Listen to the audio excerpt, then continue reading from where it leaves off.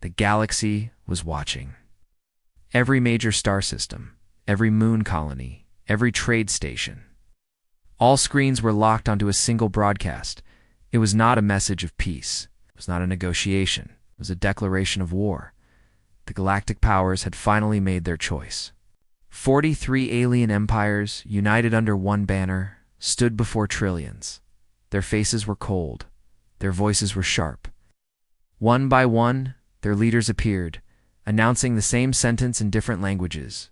Earth is a threat, must be neutralized. Across the stars, silence followed.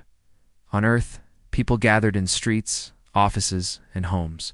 The tallest towers in New Tokyo to the farms in old Europe, everyone watched the message. Some were confused, others were angry, but no one panicked. No one screamed, no missiles were launched, no fleets were scrambled. Instead, Earth smiled. In the control room deep under Geneva, the president of the United Earth Alliance stood in. Silence. Around her, commanders and diplomats watched the same transmission. She folded her arms and gave a small smile. So she said calmly, "They finally did it." A young officer beside her looked confused. "Ma'am, should I sound the alert, mobilized defenses?" She turned to him, eyes calm. "No, let them speak. Let the galaxy hear their fear." Up in orbit, Earth's satellites quietly shifted position. It's not to attack, but to observe. Hidden sensors activated, recording every word, every movement. On Mars, deep under the surface of Olympus Base, quiet signals began to blink. Out. On Jupiter's moon Europa, a machine that hadn't moved in 70 years, turned its head, back at the Galactic Council chamber. The last speaker finished. It was High Chancellor Chiron of the Kryn Empire. He was old, cold, and proud, looked directly into the camera and said, "Earth's existence endangers the stability of our galaxy. They refuse to follow our laws. They develop weapons beyond. They're right. They question authority. They smile in the face of power." He paused and then added, "We give Earth 12 galactic hours to surrender. If not, we will erase them." Then the transmission ended. There was still no panic on Earth, no angry shouting, no emergency meetings broadcast live. Instead, something strange happened. Across the world, people went back to their work. Soldiers returned to quiet drills. Scientists in deep labs smiled and began checking machines that hadn't been touched in years. Farmers looked up at the sky and just nodded. They had been expecting this decades ago. Before Earth joined the greater galaxy, they already knew this day might come. Humanity had seen the warning signs, the way alien empires looked down on them, how trade agreements were unfair, how advanced tech was hidden from human hands. But Earth had learned quickly. Too quickly. It studied alien physics, languages, tactics. They adapted faster than anyone expected. And they built silently, secretly, not just warships, not just weapons. They built a plan in a hidden room under Antarctica's ice. 12. Generals sat around a table. Single hologram hovered above them, showing the galaxy map. Every planet that declared war was marked in red. General Adira Kane, scarred from 3 major border conflicts, leaned forward. "They think we're weak," she said. "They think we're going to beg for peace." One of the older generals chuckled. "They still don't understand us." Adira nodded. "Let's remind them." She tapped the table once. Soft beep. Echoed. Silent alarms began across all human colonies, not the kind heard by the public. These were deeper signals, sent to forgotten places, deep-sea vaults, lunar bunkers. Artificial minds waiting in digital sleep. In the dark, Earth's true weapons began to wake up. And yet, on the surface, life went on. On a beach in old California, a child looked up at the stars. His mother sat beside him, holding his hand. "Mom," he asked, "are we going to be okay?" She didn't answer right away. She stared at the sky, where distant enemy fleets might already be on the move. Then, she smiled. "Yes," she said, "we will." Because Earth wasn't afraid, because Earth had smiled. Not because they were foolish, not because they were arrogant, but because they were ready. ready in a way the galaxy had never seen before. Ready in a way no alien empire could understand. This was not a smile of weakness. It was a warning. The command center was quiet.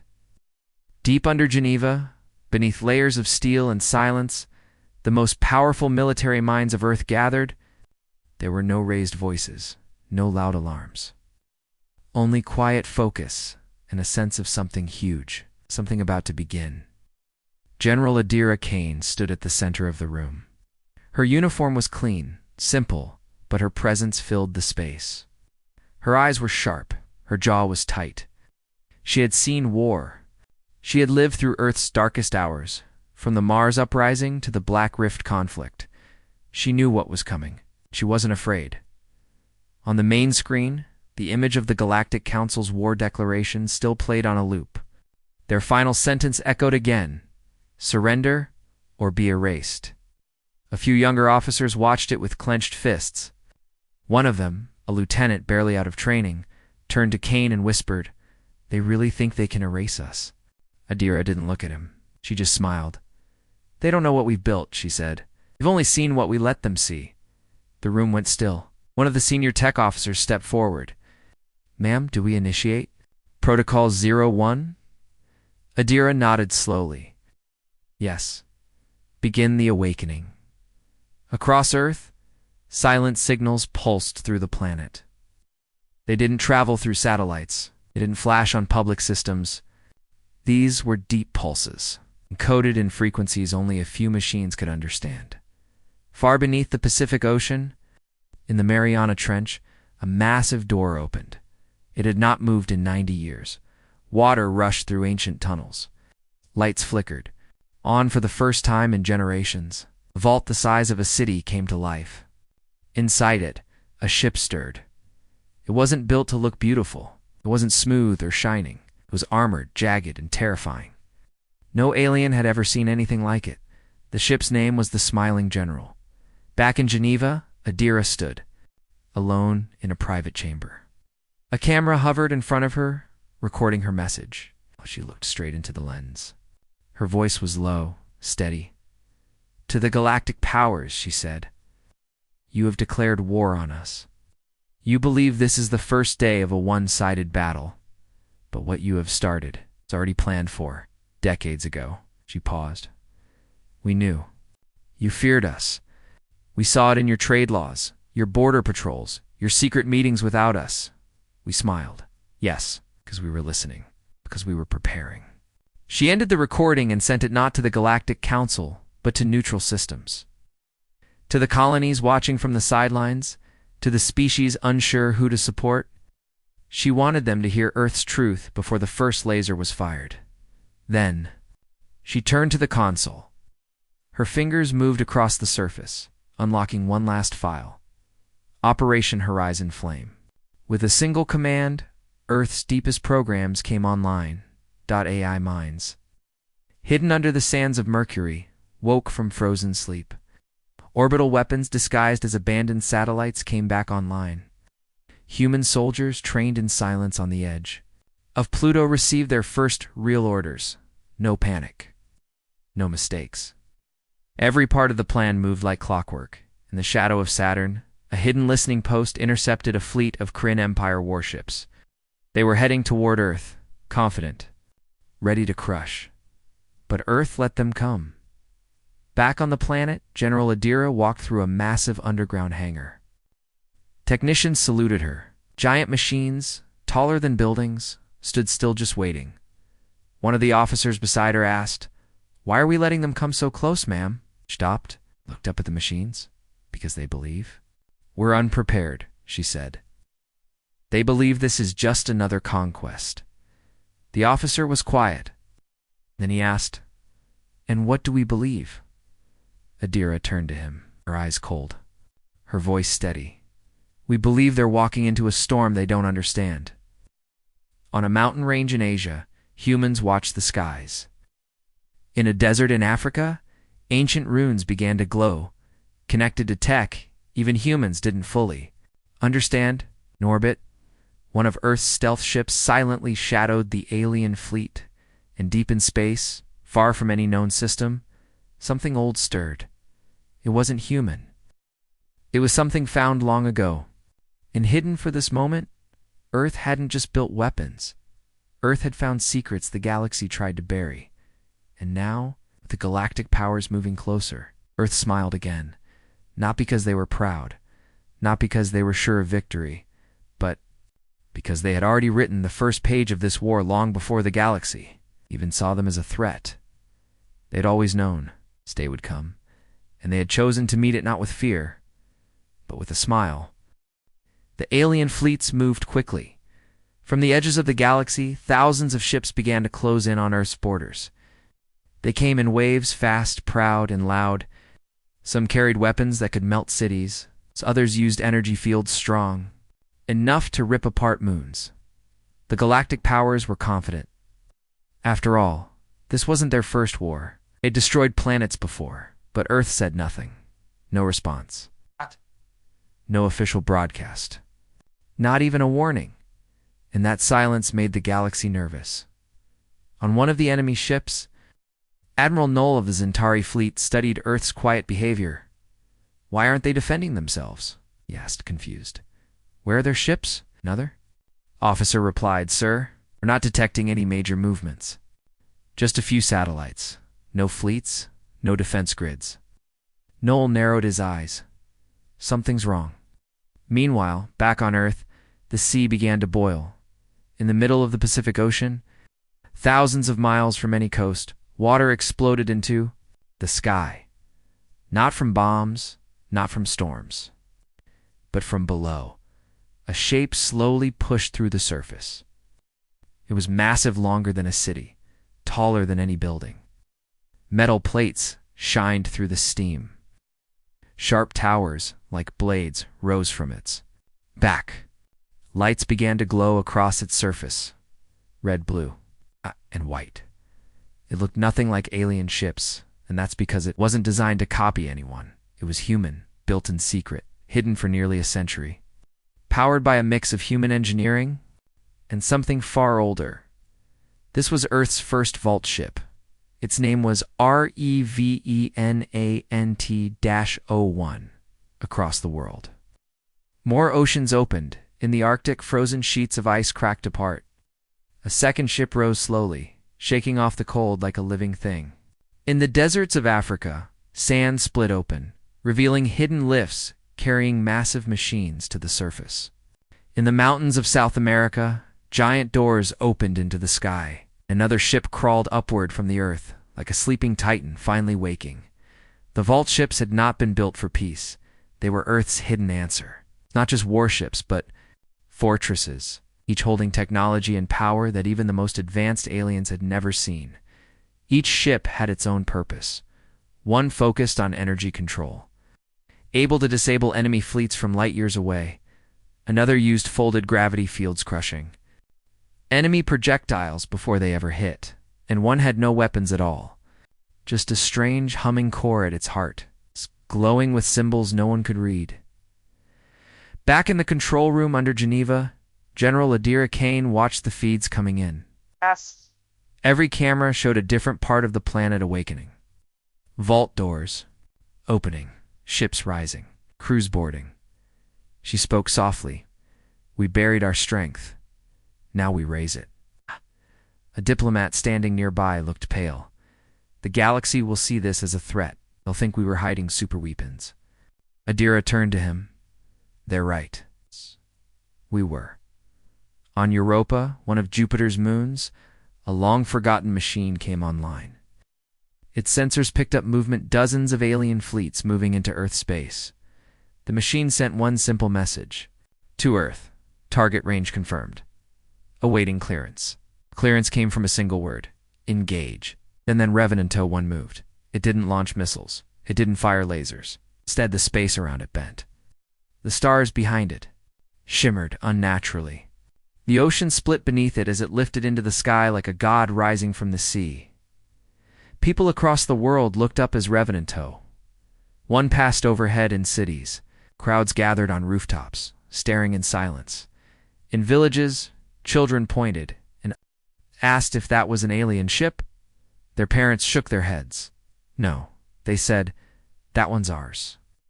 The vault ships left Earth's orbit one by one. They didn't hide. They wanted to be seen. Alien spies watching Earth from afar sent urgent messages back to their leaders, the humans. They had weapons we didn't detect. Massive ones. Too many to count. Panic began to grow. Galactic Command called for an emergency meeting. Chancellor Chiron of the Kryn Empire slammed his fist on the table. This isn't possible. They were primitive, unorganized. But another voice from a smaller empire spoke up. They were never primitive, he said quietly. They were just quiet. The meeting ended in chaos. Back in Earth space, the vault ships took formation. Each one carried not just weapons, but stories, names etched on their hulls, symbols of lost wars, memories of human pain and survival. In space, just outside Earth's orbit, a massive alien fleet finally arrived. Thousands of ships, all ready to strike, and in front of them floated Revenant 1, silent and still. Then it sent a message. Just 3 words. We are ready. The alien fleet reached the edge of Earth's defense zone. Hundreds of ships shaped like claws, blades, and beasts lined up just past the orbit of Saturn. Their weapons glowed. Their engines burned hot. They expected resistance, but they didn't fear it. They believed they were unstoppable. Admiral Noel of the Zentari fleet stood on his bridge, staring at the data screen.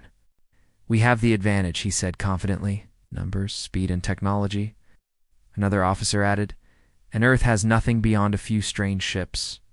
They all stared at the giant object ahead Earth's vault ship, Revenant 1. It just floated in space, quiet and unmoving. There were no escorts, no fighter swarms, no energy shields. To them it looked like bait. Destroy it, Noel said.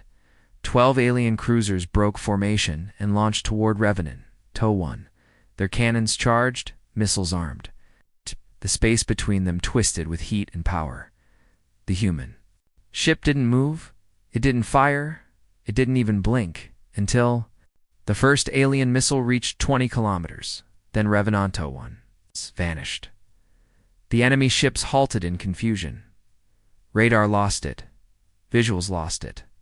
Sensors went blind. There was no trace of where it had gone. Just emptiness then, behind the alien. Formation, space cracked open. Like tearing fabric. A black rift appeared in the sky and Revenant 1 came out. Right behind them, before the alien cruisers could react. Earth struck. The human ship fired no traditional weapons. Instead, energy waves pulsed from its core, silent, invisible, and unstoppable. Alien systems failed. Shields dropped. Engines froze. One by one, the alien ships stopped moving. They were dead in space. And then, without a sound, they began to fall apart, cut clean from the inside. No explosions, just silence. The rest of the alien fleet panicked. What was that? Screamed a pilot. Did they teleport? Shouted another. No, said an officer. That's impossible. No one can do that. But Earth just did. Back.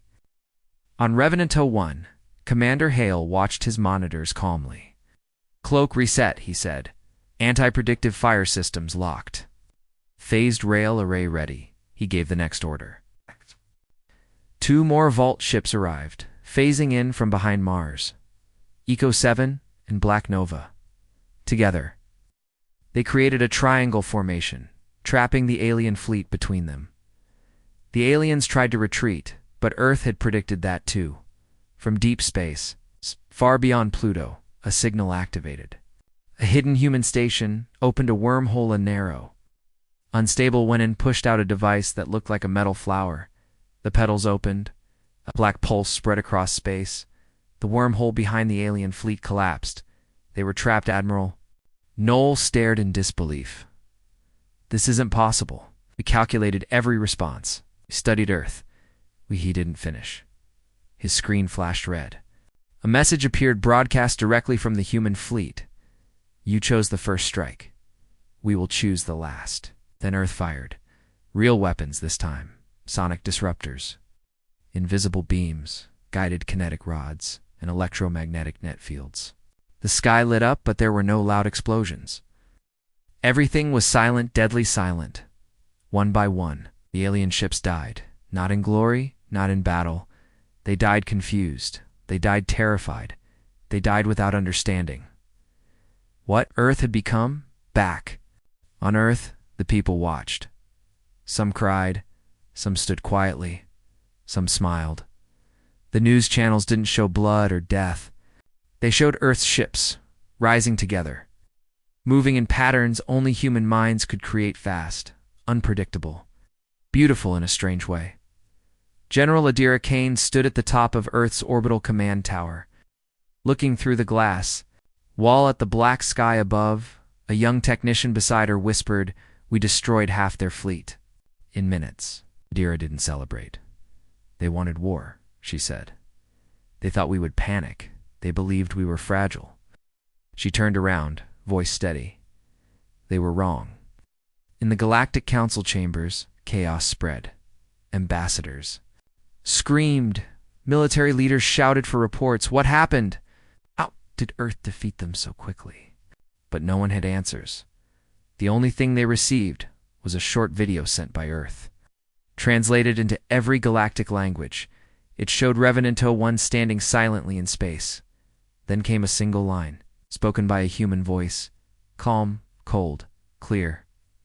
"The age of fear is over. You started this war. We'll decide how it ends." The message ended. The galaxy, once proud and powerful, suddenly felt very, very small. The war wasn't over, but the galaxy had already changed. Alien leaders who once mocked Earth now met in secret rooms, whispering. Their fleets were weaker. Their fear was stronger. They had seen what Earth could do on. They didn't understand. How could a species so young be so dangerous? Why did Earth not panic? Why did they smile? On a distant alien world, far from the front lines, an old scholar named Rython sat in a library filled with holographic records. He wasn't a soldier. He didn't care for war. No. But he studied history, and he knew something the admirals did not. He opened an old human file. Story, it was about a city destroyed in the 21st century, not by aliens, not by machines, by humans. Themselves. Rython read slowly, his eyes wide. Bombs, fire, death. And yet people survived. They rebuilt. They carried on. He opened another file. A famine, a global virus. Entire nations collapsed. But humans endured. They always endured. He leaned back in his chair, whispering to himself, "That's their secret." Back on Earth, the war room was calm. General Adira Kane stood before a massive wall of live data, ships moving, enemy signals, political chatter.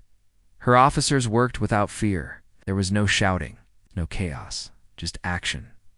Commander Hale entered the room with a report. "Galactic Council is asking for peace talks," he said. A DIRA raised an eyebrow. "Already? They want us to stop advancing." "Okay. They say many of their people are dying." Adira didn't smile. She didn't get angry. She just looked tired. "They never asked how many of our people died before this war." Hale nodded. "Should we reply?" Adira looked up at the screen. Small colony on Titan had just finished building a defense tower. Civilians were waving at the camera. Children were drawing pictures of ships in the dust.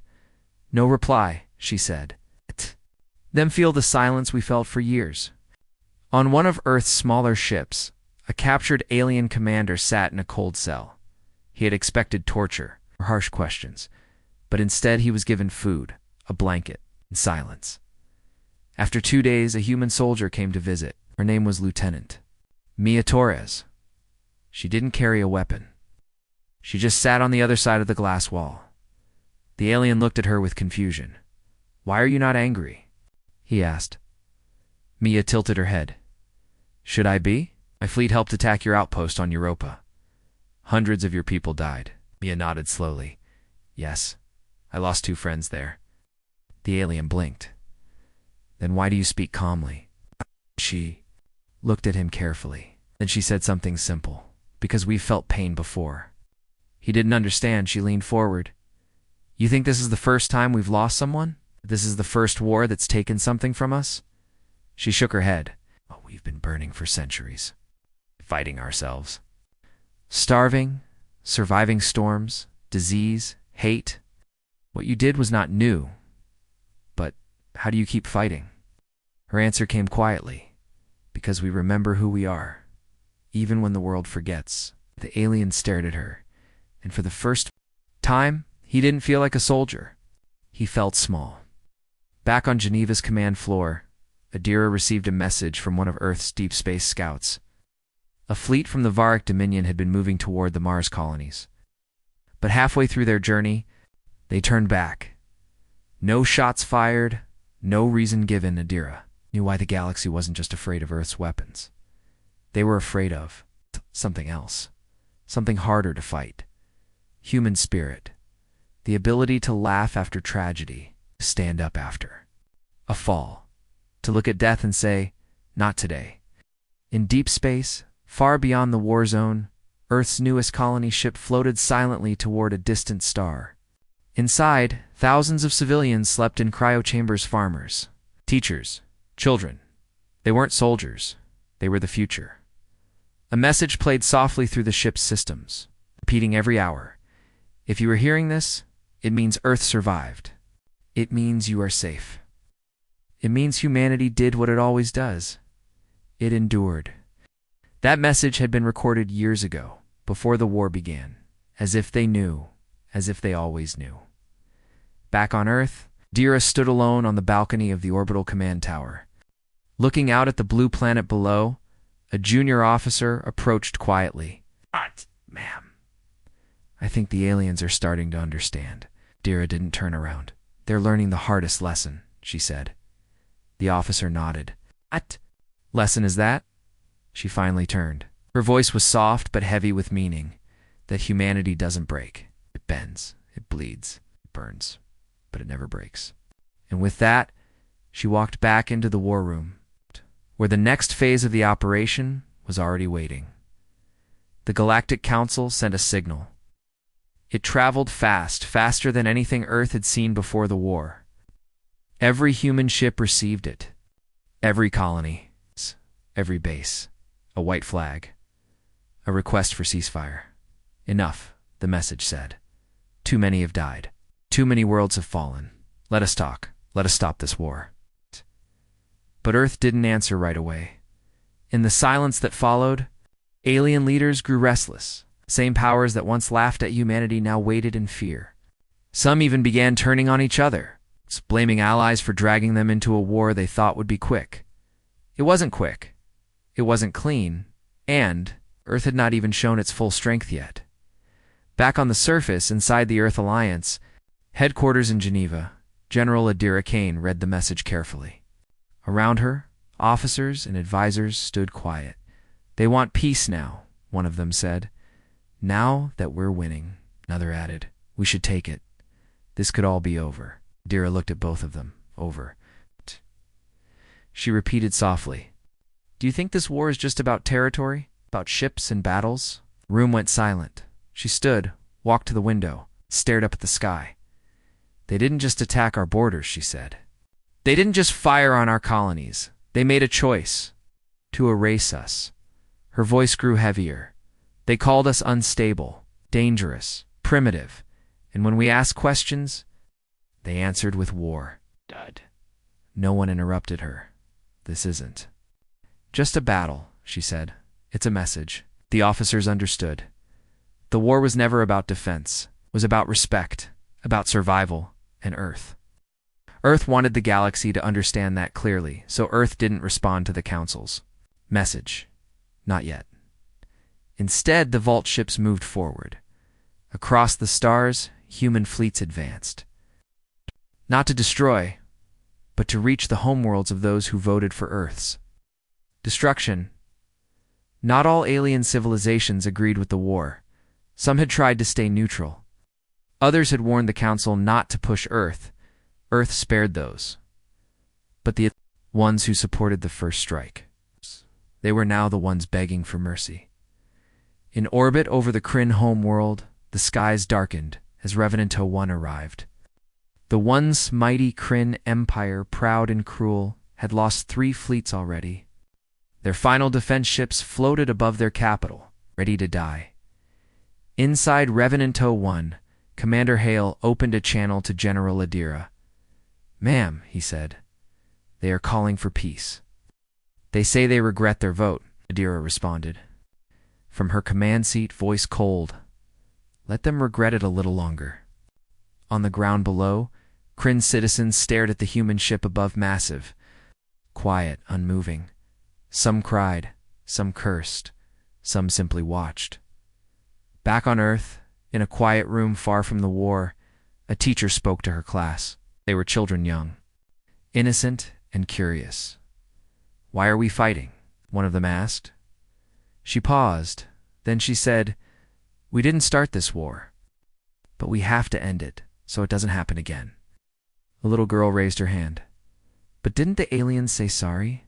The teacher nodded.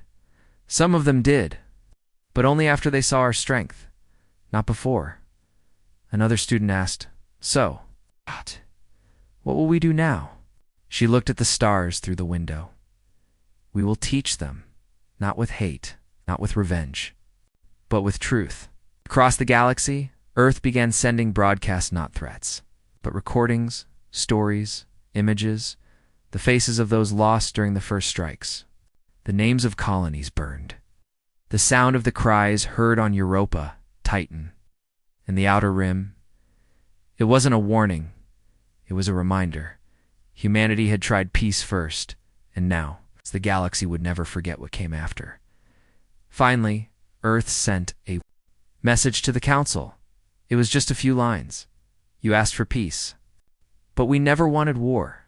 We offered friendship," he answered with fire. "Now we will decide when this ends." The message spread like fire. Billions watched it. Some were inspired, some were terrified, but no one could ignore it. And on the edge of the galaxy, in a council room, hidden deep inside a golden station, alien leaders sat in silence. They realized something terrible. The war they started had changed everything, and Earth was no longer just another planet. It was now a power, not because of its weapons, not because of its ships, but because of its people. Because even after being attacked, even after being hunted, Earth did not become like them. They became something greater. The war would end, yes, but only when Earth chose to end it. The final phase began, not with a battle, but with silence. Across the stars, the last of the enemy fleet stood down, not by force, but by choice. Too many had fallen, too many worlds had burned, and Earth had not even used its worst weapons. Had only shown them a single broadcast from Earth had made entire star systems surrender. It wasn't just the size of the ships. It wasn't just the advanced technology Earth had hidden away for years. It was the calm voice in the message. The voice of a human woman, steady and cold. "You declared war on us. We didn't panic, prepared. And now we offer you something better than victory.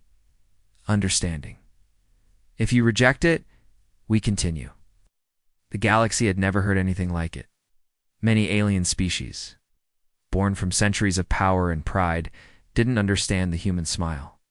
They thought it meant foolishness, weakness, but they were wrong. Humans smiled when the odds were against them. They smiled when danger approached. They smiled before doing the unthinkable. And now, the height of the war, Earth smiled again, not because it was over, but because they were finally understood. In the command center of the orbital station, Aegis Prim, General Adira Kane, stood before her team. The war board was blank. The enemy's signals were gone. One of her officers turned. "Ma'am, all systems report peace offers. 17 civilizations have requested immediate talks. 6 have sent full apologies." Adira nodded slowly. "Tell them we accept their peace, but not their lies." He hesitated. "And the council?" She looked at the stars through the glass window. They voted for our end. We vote for theirs. Just beyond the Urt cloud, Earth's largest vault ship, the Obsidian Crown, hovered in silence. It hadn't fired a single shot throughout the war. It didn't need to. Its mere presence had ended 3 battles before they began. On board, scientists monitored its systems. Inside its core was something old, something Earth had discovered long ago and kept hidden: alien tech, fused with human imagination. A star killer, not a weapon Earth ever wanted to use, but one that proved a simple truth: humanity had evolved. Through fear, survived through pain, and prepared through silence. When the galaxy tried to erase them, Earth simply reached into the dark and came out stronger. Back on the Galactic Council's capital world, the leaders gathered in a panic. Their systems were collapsing. Trade had stopped. Civil unrest was rising. Now their enemies were silent. No threats, no demands, just silence. The kind that comes before a judgment. The High Speaker of the Council slammed his fist on the table. Why won't they respond? What do they want from us? An old diplomat, who had once studied Earth history, whispered the answer. They already got what they wanted. What? The speaker roared. Fear, the diplomat said. Respect, and a promise from the stars that no one will try this again. And he was right, because Earth never wanted to conquer. They wanted peace, but not at the cost of weakness. They wanted respect, but not through slavery. They wanted truth, but not through silence. And now, every star knew their name. Back on Earth, people didn't celebrate like the galaxy expected. There were no parades, and banners, no endless speeches. Instead, there were quiet tears, silent dinners, families holding each other close, screens showing the names of the fallen, children lighting candles for those who never came home. The war had been won, but the cost could never be forgotten. In a small outpost on Mars, a young soldier stood looking up at the night sky. He had lost his brother in the first orbital strike. His voice was soft. They thought we'd break. Instead, we broke them. Beside him, an older sergeant said, No, we showed them what being human really means. The younger one looked, confused. What does it mean? The sergeant smiled faintly. It means we fight when we're afraid. We protect when we're weak. And we forgive, even when they don't deserve it. That was Earth's real weapon. Not the ships, not the tech, but the heart. In the final days of the war, Earth sent one last message to the galaxy. This time, there was no anger in the voice, no threat, just a truth. You feared what we might become, but we feared what you already were. We didn't want this war. We will never run from one again. You want peace? We welcome you. Remember what silence followed? Your last mistake. And with that, the signal ended. For the first time in centuries, the galaxy stayed quiet. Because Earth didn't have to roar. They had already spoken with action, with sacrifice, with unity. And from that day forward, every star system remembered the moment Earth smiled. Because it wasn't a smile of mercy, it was a smile of readiness. A smile that said, we're still here. We always will be.